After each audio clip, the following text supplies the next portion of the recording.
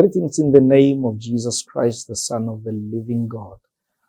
I am here today to speak to you as a child of God, as a minister, as a born-again Christian. Recently I've been having a number of people approaching me about the situation that the nations are facing, nations of the world are facing. And a lot of people have been asking me, Prophet, please tell us, what should we do? What is the Lord saying about the whole thing? And honestly, it has been a very challenging moment for me to go and pray and seek the Lord and hear what is the Lord saying about the challenges that we are facing, the pandemic all over the world. The world is crying about coronavirus. Over 1 million people have been infected. Lots of people are dying. And everybody is wondering, what is the Lord saying about this whole thing? What is happening to the church? And I want to speak to you today. I'm speaking to you from Pretoria, from our church. And, we are on lockdown. Church services are not going on. That is happening in most countries. And I've been talking to my sons, our churches, and everybody about what we are facing right now. But I always wanted to receive a direct word from the Lord. I didn't want to get something from people who are talking, researchers and all that. I just wanted to hear what is the Lord saying about this situation. What is the Lord saying about the challenges we are facing right now? And as I prayed to hear what the Lord is saying about our challenge, this is what the Lord laid in my heart. He revealed something to me that I never thought about. The Lord said to me, I should go and check in 1869. And I realized that in 1869, there was a sickness that came as a pandemic all over the world. It was called the Russian flu. And when that pandemic came, a lot of people died. And if you look at the Russian flu in 1869, you see the same signs and symptoms of the coronavirus. And a lot of people died. And after that Russian flu, there was a great outbreak of servants of God rising and the gospel entering nations and the greatest healing movement. And people were desperate for the healing power of God. And therefore the church grew. And a lot of churches were planted in 1869 and 1870 and beyond that. And then 50 years after, which is 1919, there was a second outbreak, which really became the biggest pandemic that ever happened in the world. If you have made a research, you discover that in 1919, there was a big outbreak called the Spanish flu, which killed so many people. Actually, researchers say in 1919, there were 2 billion people living on earth. And of those 2 billion, 500 million of them were infected by the sickness. A quarter of the population of the earth were infected by the sickness. Well, I know that there are some researchers that says even a third, 33% of the people living on earth were infected. What coronavirus has done, it's nothing compared to that. And during that time, a lot of people died in a terrible way. If you make a research about the Spanish flu, you discover that up to 100 million people died. 50 million died directly because of the sickness. The other 50 million died because of underlying sickness became very strong because of that Spanish flu. That, if you look at that, 100 million out of 2 billion people, that's 5% of the world's population, wiped out of the earth because of that sickness. And after that sickness, another healing movement came. That's where we saw the Smith Wigglesworth coming into action in the world and people changing. A great move of God, great gifts of the Spirit, signs and wonders came during that time through the lives of many ministers. And the greatest move of the Spirit came.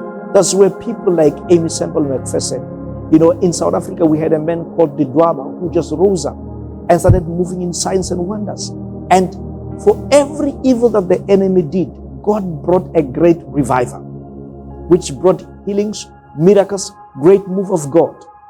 And then thereafter, 50 years after, it was 1969. Remember, 1869 to 1919 is 50 years. 1919 to 1969, 50 years. In 1969, there was another pandemic that happened, which was called the Hong Kong flu. And that pandemic killed over 1 million people. And after that pandemic, a great healing movement came. That's where we saw the Oral Roberts. rising. That's where we saw the people like the Shambaks rising at that time. Great move of God hit the world. A lot of people manifested. That's when we saw Catherine Kuhlman and a lot of great ministers coming up at that time, just after that flu. And not only that, around Africa, that's where we saw Benson Idahosa rising, becoming the lion that transformed our continent. Even up to today, we can still see the footprints of what Benson Idahosa did. In the nation of South Africa, God raised a lot of people. That's where we saw Richard Ngidi rising. That's where we saw Nicholas Bengu rising. That's where we saw William Duma rising. We saw Nseto rising in our nation.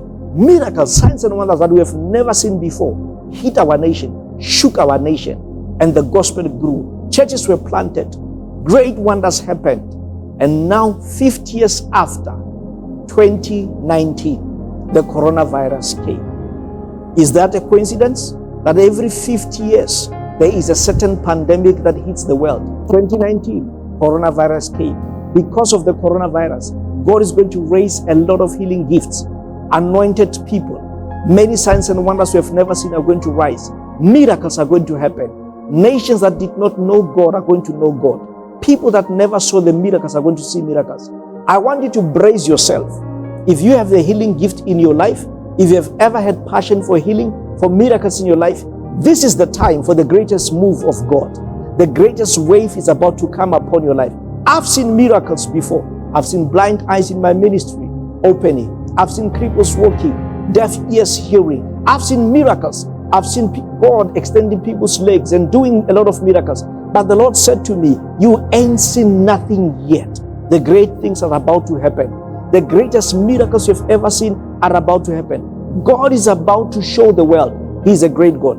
He did it after the 1869. He did it after 1919. He did it after 1969. He will do it right now. Every 50 years, there's been a pandemic that hit the world. And after the pandemic, there's been a great move of God. And even right now, the great move of God is coming. I'm speaking to every continent.